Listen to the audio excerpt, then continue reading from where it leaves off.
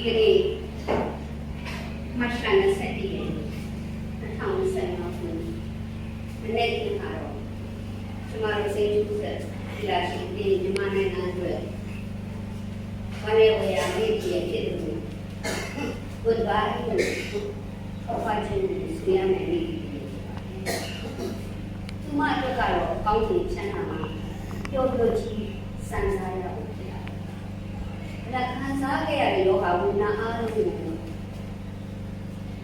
လ20ရက်နေ့အနည်းက2025ခုနှစ်အချိန်မှာမနေ့က9နာရီမှာ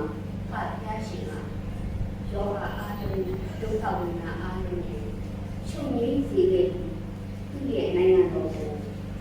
ပြန်လည်ပေါ်ဆောင်သွားတယ်ဖြစ်ပါတယ်။ဒါကြောင့်ဒီကနေ့ပေါ်ပါတဲ့ဘဝတတအနေနဲ့ကိုညီညာရစီအကယ်၍ညာအတ္တရှိမောင်တော်ဖြစ်တဲ့အာတတိတေလရှိကလည်းဖြစ်ဆွေနေတာ။ဉာဏ်နာမေ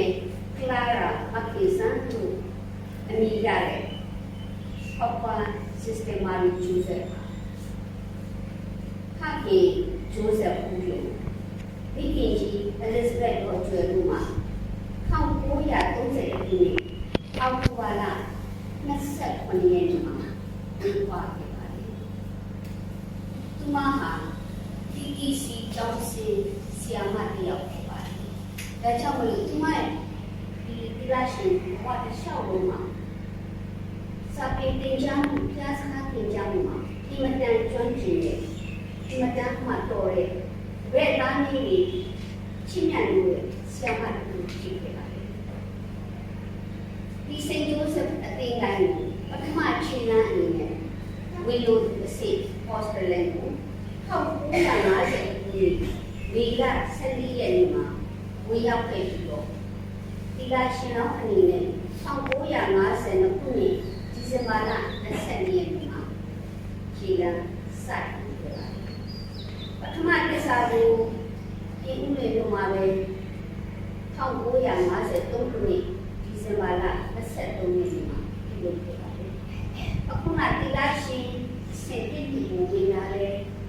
အခုပြည်ဦးလေးကိုခေါ်တဲ့ပန်းမီတော်မြေမှုဝင်ခဲ့တာဖြစ်ပါတယ်သူမတက်သစ္စာရဲ့သူမရဲ့ဘဝကိုပြရရှင်တဲ့တက်လုံးစကန်အနန္တလေးက1960ခုနှစ်ဧပြီလ28ရက်နေ့ဖြစ်ပါတယ်။သူမသာသနာတော်မှာထမ်းဆောင်ခဲ့တဲ့နေရာများကတော့မန္တလေး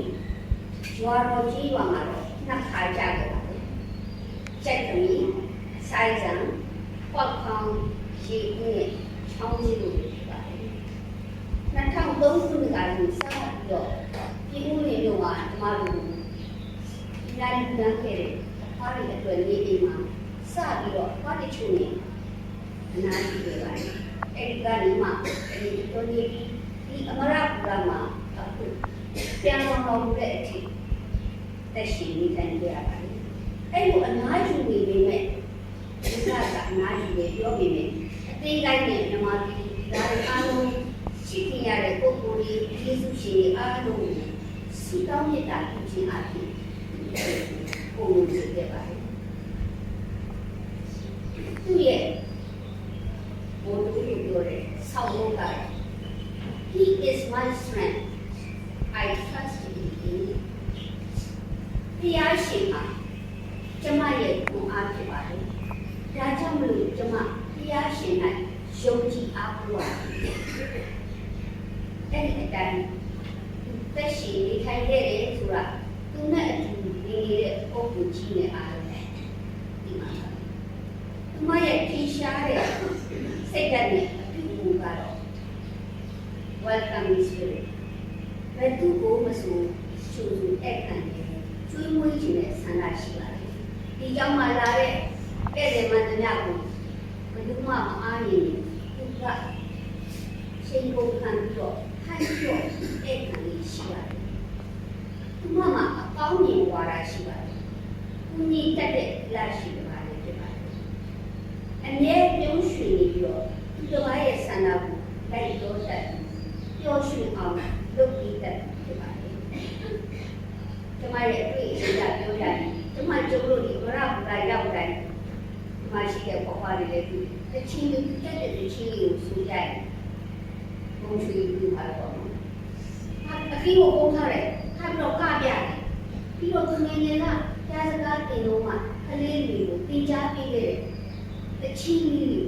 အားရပါရဆိုဒီမှာဗီဒီယိုရိုက်ထားတာရှိပါတယ်ဒါနဲ့မကဘူးတော့အနည်းရမယ်ဖျားနဲ့ပေါင်းစပ်နေတယ် prep ဖို့ပေါ်စေတရားကြီးဖြစ်ပါတယ်ဒီမှာကြည်ကြံခဲ့တဲ့အဖြစ်အမှုတွေကိုပြောရမယ်ဆိုရင်ဒီနေ့တစ်နေ့ကပုံပေါင်းတာဒါပေမဲ့ဒီမိတဲ့ပုဂ္ဂိုလ်တွေအားလုံးသိပါတယ်ပပချိုးမှာဝေကြီးမိဘမောင်မ၄ယောက်ရှိပါတယ်အခုကြီးပြီးတော့သူပြီးတော့မမကဲ friend ပြီးတော့ပါတယ်ကြီးသူတို့မောင်မ၄ယောက်တည်းကဒီမှာ၃ယောက်ပေါင်းတယ်အောင်ကြီးနေတယ်မမကဲ friend လည်းကောင်းတော့ကြီးနေတယ်အခုတော့မတို့ရှိမှာမောင်တို့တဲ့ပါတယ်ဒီလာရှိပါလေပပကတော့ကောင်းနေအောင်တခြားမောင်မနှစ်ယောက်နဲ့အတူပေါင်းစားဖို့ဒီပါလည်းဦးနဲ့အတူရှိဖို့ပြန်လေသွားပါကျန်တဲ့ဦးရဲ့ကျမ်းမာရေးအတွက်လည်းအထူးဝါလို့ရှိအောင်လုပ်ကြပါတယ်ဒီကနေ့အထူးဖြင့်လူသားဖြစ်တဲ့ပပဟာ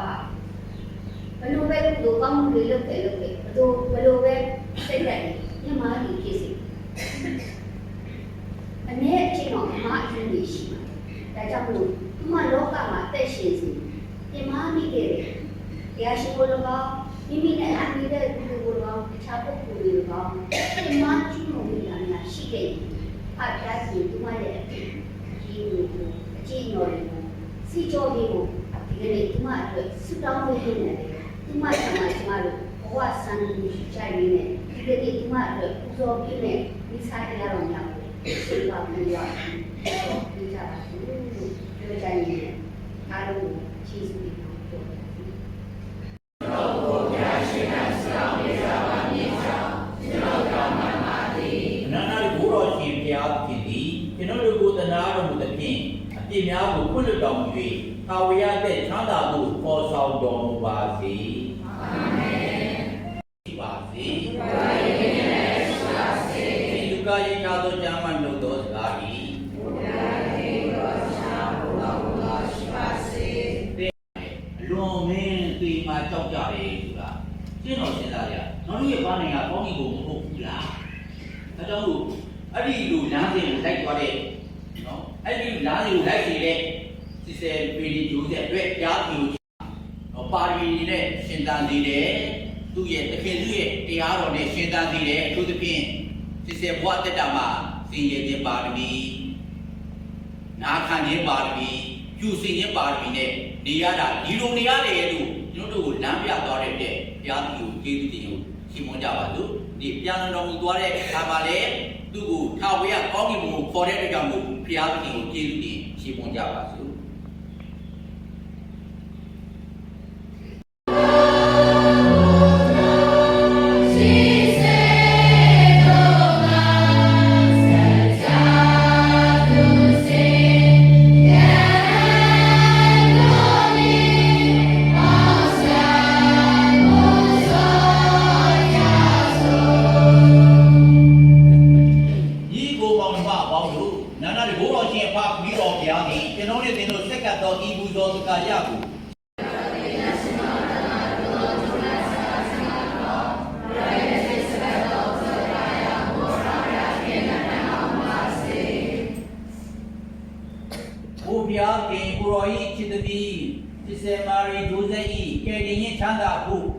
ကိုရောရှင်ကနှိမ့်ချသောစိတ်ကတော်ဘုသောတကာရကိုလက်ခံတော်မူ၍ကိုရောရှင်သားတော်ကိုခံတော်မူ၏ကိုမြမကတပြောတို့အားတို့ကိုရောရှင်ဖို့သာဝရအသက်ရှင်နိုင်ရန်တပါးပြီးအသေးခံလိုတော်မူသည်တို့ပြု၍ခတ်သိမ်းသောတရားဓမ္မတို့တွင်တော်တို့နှင့်အတူတပြောတို့သည်တိုင်းဒုက္ခဝေဒနာခံထားတော်မူ၏ဘုံဘိုးကြီးတော်၍ကျေးဇူးတင်တော်မူပြီးလျက်ဖဲ့တော်မူ၍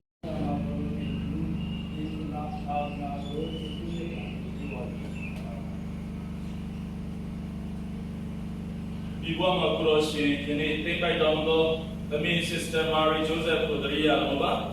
ဒီလူဒီဖြစ်တော့ဂိမ်းဒီချင်းတိုင်းပါဝင်ခဲ့တဲ့ဒီကိုယ်ဂိမ်းရှင်ပြန်ထမြောက်ချင်းတိုင်းလည်းပါဝင်ရပါစေရှင်ပြန်ထမြောက်ပြီးကျွန်တော်ရဲ့ထောင်ရဘဝသို့ ဧကဝေတော်မူပါ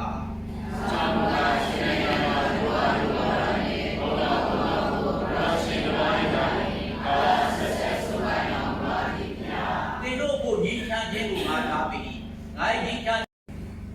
ဒီမှာဆိုရင်လည်းဘာလို့ရဲ့စာနာနဲ့ပတ်သက်ပြီးတော့ဒီစစ်စစ်ကားလေးနဲ့ပြောပြရှိဒီမှာဆိုဘာလို့ကို SCA အတိုင်းကမှဒီကနေ့သွားဖြစ်နာတိကင်း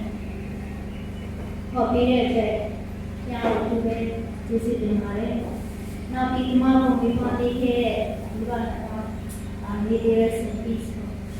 သူတို့ကလည်းသူပဲဒီစစ်တင်ပါတယ်နောက်ပြီး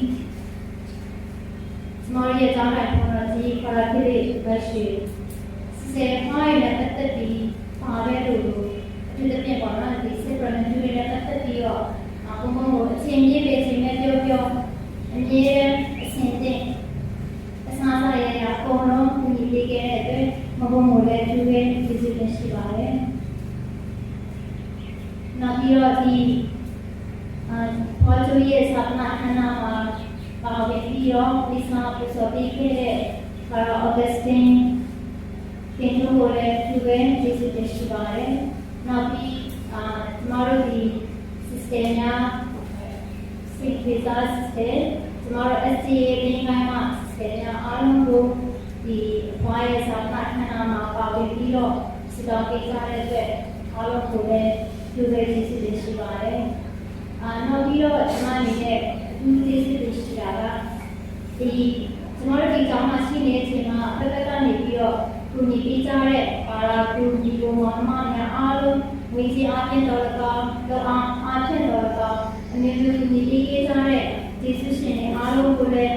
သူပဲကျေးဇူးတင်ရှိပါတယ်လို့ပြောကြားလိုပါတယ်ဒီစားရမှာပါဝင်ထားတဲ့ပါရာကူဒီမှာနေစီဒီပေါ်မှာများအားလုံးကိုလည်းကျေးဇူးတင်ပါတယ်အဖွားနေမကောင်းဖြစ်နေတဲ့အချိန်မှာဆေးရုံမှာလည်းကူညီပေးခဲ့တဲ့ဒီကျောင်းမှာလည်းကူညီပေးခဲ့ကြတဲ့ကျမတို့ရဲ့ကျောင်းသူတွေပြီးရင်ဒီကျောင်းမှာတော့ပေးနေတဲ့ပုဂ္ဂိုလ်အားလုံးကိုလည်းကျမအနေနဲ့အထူးပဲကျေးဇူးတင်ရှိပါတယ်အဖွားကျမ်းမာရေးအချိန်မှာပေါ့နော်အဖွားကိုနိကကျေးဇူးဆောင်ရှောက်ပေးတယ်ကျမတို့စစ်ဆေးမှာအားလုံးလုပ်ပေးနိုင်တဲ့အချိန်မှာအဖွားကိုနိကစားစားရတာအကုန်လုံးလုပ်ပေးခဲ့တဲ့ဒီကျန်တာဥကိုလည်းအထူးပဲကျေးဇူးတင်ရှိပါတယ်နောက်ပြီးကျမဒီမှာကညာတော့အဖြစ်ဆက်ပါရလို့ရှိရတယ်နော်အငယ်လေးနဲ့နေတဲ့အချိန်မှာဘာရဲ့ဒီကိစ္စဖြစ်တဲ့အချိန်မှာကျမတို့အထက်ဘက်ကနေကူညီပေးကြတဲ့ဆယ်စပုံဆယ်စီတင်နဲ့ဆယ်မီလိုကိုလည်းသူပဲသိရှိနေပါတယ်အားလုံးအဆင်ပြေအောင်ပေါ့နော်ပါတဲ့ကူညီတောင်းတော့အဆင်ပြေအောင်ကူညီပေးခဲ့တဲ့အတွက်ဆယ်တို့လည်းအားလုံးကျေးဇူးတင်ပါတယ်လို့ကျေးဇူးတင်ထိုက်တဲ့သူပုဂ္ဂိုလ်များအားလုံးကိုသူပဲကျေးဇူးတင်ပါတယ်။နောက်ပြီးသူကျေးဇူးတင်တာက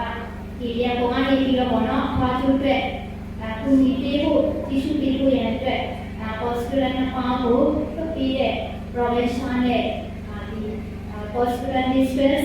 ပြီးဒီ superior level 0ကိုလည်းဒီနေ့နေပြီးတော့ကျေးဇူးတင်ရှိပါတယ်။ဒီ postural နေရာဖြစ်တဲ့ candidate နဲ့ business ကိုလည်းစတင်နေရန်နဲ့ကျေးဇူးတင်တယ်သူတို့များရှိတဲ့ချက်ကြောင့်တော့အများကြီးလည်းအထောက်အကူပြုခဲ့တာပေါ့နော်။ဘာလဲနောက်ဆုံးအချိန်မှာလည်းအားလုံးအစီအစဉ်ခဲ့တယ်။ဒါကြောင့်ကျေးဇူးတင်နိုင်တဲ့သူအားလုံးကိုဒီညနေပြီးတော့ကျေးဇူးတင်ပါတယ်လို့ပြောကြားလိုပါတယ်။ကြားရဲ့ကောင်းချီးမင်္ဂလာလည်းအစဉ်မြဲတရားပါစေလို့ဆုမပါတောင်းရင်းနဲ့ဒီမှာလည်းကျေးဇူးတင်ခြင်းကိုဒီမှာလည်းဒီလိုပြောပြနေပါတယ်။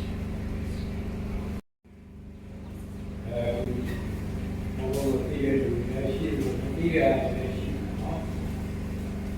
ဘုရားနာမည်ဘာလို့ဒီသာအဲ့ဒီနာမည်ကိုလူပေးခဲ့ဘုရားရှင်သိပိုက်သွားတယ်အမကြီးဆုံးသွားတာကဘုရားရဲ့အမကြီးနော်ဘုခုလိုဘုန်းကြီးဘွားလေးရောက်နေတာဒီ ရောက်ဖို့ရအတွက်မာလို့ရတဲ့ကစီမံခဲ့တယ်သူမလေးဘာပဲကြောင်းမှနေတဲ့အချိန်ဘုရားကမလေးတစ်စုံကြောင်းမှစာရင်းပြီးအဲဒီမဲ့တွေ့တဲ့အခါမှာမာလို့ရတဲ့ကပြီးတော့ဒီမျိုးမှာရှိတဲ့ sister နဲ့တွေ့ဘုံဘုံကိုဒီမျိုးခေါ်တော့ဒီအမြင့်ကြီးအောင်ပို့အဲဒီရှင်သာသာဘုံကြီးအမြင့်ကြီးအောင်ရောက်ခဲ့မာသင်္ကန်းရွေးကာမှာဘုံအမြင့်ကြီးကြောင်းမှာရှိတွေ့အဲဒီတော့တိုင်းမှာဘုံနဲ့ဒီနဲ့တွေ့တော့ကြာဘာလို့သူဟာသာမန်ရေးလို့မှဆောင်ရွက်နေရတဲ့အတွက်မျိုးပြောရအောင်ဒီလိုနဲ့ဒီလိုနဲ့စာကြည့်ရအောင်တောင်းဆောင်နေတယ်ဘုရားဆုံးနေပြီးမှညာပူဇော်နေရတယ်မဆုံးသေးရတာဘုရားကြည့်တဲ့အချိန်မှာတွေ့ပြီးတော့သူကိုယ်တိုင်စိတ်ကတည်ပြီးတော့သမာဓိအားကိုတစ်သက်မြို့မှာတစ်သက်ရောမှာတော့ဟောတယ်သူဒီရဲ့ယေဟုကိုဟောတော့ဘုရားသာတရားယေဟုမှာဟောအဲ့ဒီတော့ဟောလို့ဟောတော့ဘာလို့အဲ့ဒီဒီလာကိုင်းဒီကအဲ့ဘုရားဒီလိုမှာရောက်ပြီးချပြီးရှင်းတော့သွားသူချိန်မှာရှင်းတော့ရောက်အဲဒီမှာဒီဘာလို့ဒီလိုကလုံးမှမသိဘူးဒါပေမဲ့ဒီနေ့နော်ပြောရှင်းရှင်းနေခဲ့သူကဗမာလိုပြောတယ်ကလေးရဲ့အဖြစ်လို့ပြောတယ်နားမလည်ဘူးဘယ်လိုလဲဒီကလေးသူဒီကနောက်မှာအချိန်တန်တဲ့အခါကျမှလေးပြန်သွားတယ်ဘယ်ရွာမှာကြားတယ်ဆိုတော့ဘုရားရှိတယ်အဲ့တော့ဘုန်းတော်ကမှန်လေးရောဘယ်နည်းချိန်ရွေးရအကျိုးမနေရတဲ့အချိန်ညာယောဂဒီလားရှင်ယောဂဉာဏ်ကိုယ့်ရဲ့တောင်းတဲ့ဒီရတဲ့ဒီမနဲ့ဘာမှမရဘူးဒီရ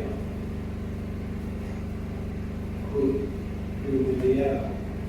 ရာကိန်းသူ့ဘောတော့အဲ့တော့ဘုံဘုံကတော့ပြင်နေတဲ့နေရာကသူ့ရဲ့ဝိညာဉ်နဲ့ပတ်သက်ပြီးတော့ဒီစာရင်းကိုပြီးတော့ပေးနေတာတော့အဲ့ဒါကိုလုပ်ကြည့်နော်အဲ့တော့ဘုံဘုံနဲ့ဒီလိုဘာသာတရားတဲ့အမရဲ့ဝိညာဉ်ရေးအတွက်ဘာမှမပြောစတောင်းပေးရ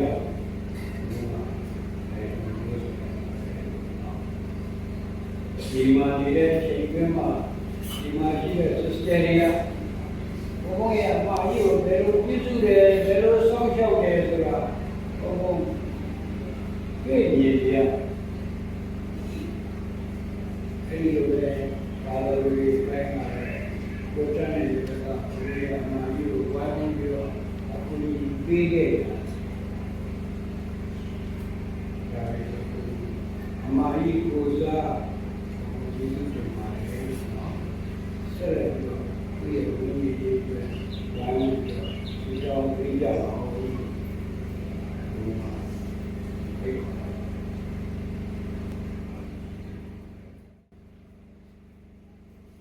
ဘုရားမြတ်ပြည့်တော်မူသောမိတော်သားတော်အရှင်တော်ဝိညာဉ်တော်ဘုရားသည်တင်တို့ကိုကောင်းကြီးပေးပါစေသောအာမင်မြတ်စွာဘုရားကြီးခန္ဓာတိစုပ်ပါပြီးစိတ်လုံးချမ်းမြေ့ပါသွားကြသောအာမင်ပါစေပါသည်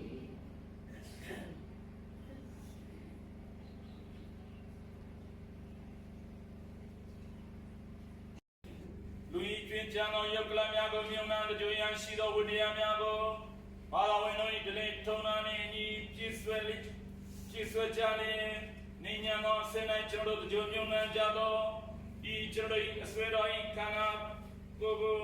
ယာနာသူတော်သူများတို့ဤဂုဏ်တည်နှင့်ပြည့်စုံသည့်အစင်း၌ပြန်လည်ထမြောက်စေတော်မူ၍သူဤဝိညာဉ်မောတော်သူများတို့နှင့်၎င်းယုံကြည်သူတို့နှင့်၎င်းအတူပြန်လည်စုံစည်းခွင့်ပြုတော်မူပါမည်ကြောင့်တရဝအပေါင်းတို့အားအသက်ပေးပိုင်တော်မူသောအရှင်တရားတကယ်နာယုံကြည်ခြင်းနှင့်ဆုတောင်းလျှောက်ကြပါသည်အဆွေတော်သည်တရားပွင့်သို့ရောက်သောအခါတရားရှင်ပြုနာတော်ကိုခံစားရပါစေထာဝရတည်ခြင်းမှလွတ်ကင်းပါစေအပြည့်ကျွေးမြီတို့မှလွတ်ငြိမ်းချမ်းသာခွင့်ရရှိပါစေအပကမီတော်ပြန်လည်ကြည်ပြီးတော့ကောင်းသောသူရိပကုံးတဲ့ဝဲတဲ့ဘုစေသော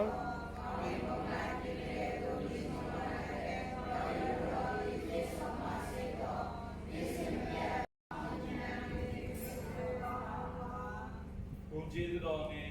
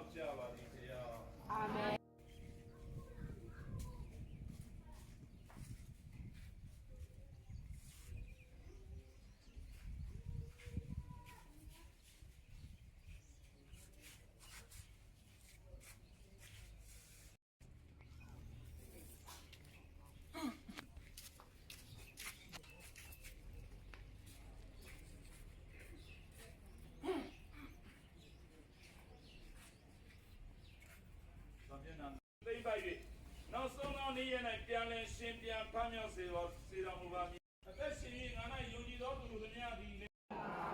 နောင်တတောင်ဝေကရသောတခုအားပါရာဒီလူပုံကိုပေးမည်ဟုဂရိထားတော်မူသောသခင်ဤကျွန်တော်၏အစေတော် Sister Marie Joseph ကိုလည်းကောင်းကင်ဒုက္ခချမ်းသာသို့ဆောင်ယူတော်မူပါမည်ကြောင်း